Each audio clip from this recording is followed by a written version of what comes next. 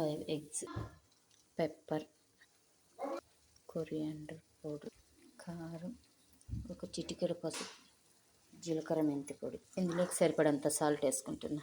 ఇప్పుడు ఇవన్నీ బాగా కలిసేలా కలుపుకుందాం.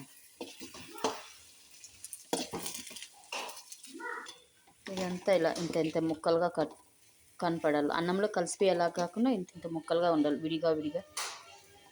ఇంకా 5 minutes అట్లా ఉడికించి రైస్ వేసుకునిద్దాం.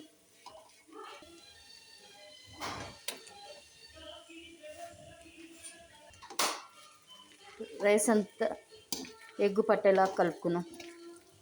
కలిపినాక చూపిస్తా. Healthy and tasty egg rice friends. బయట ఏవో వాడలేదు నేను. ఇంట్లోనే పౌడర్లన్నీ తయారు చేసుకుని ఇంట్లో పౌడర్లతోనే తయారు చేసిన ఫ్రెండ్స్. నచ్చితే లైక్ చేయండి, షేర్ చేయండి, కామెంట్ పెట్టండి. Healthy tasty egg rice friends. Simple and tasty, సింపుల్గా టేస్టీగా ఎగ్ రైస్ చేసిన. కలర్స్ ఏం వాడకుండా చేసిన ఫ్రెండ్స్, న్యాచురల్గా. నచ్చితే లైక్ చేయండి, షేర్ చేయండి, కామెంట్ పెట్టండి.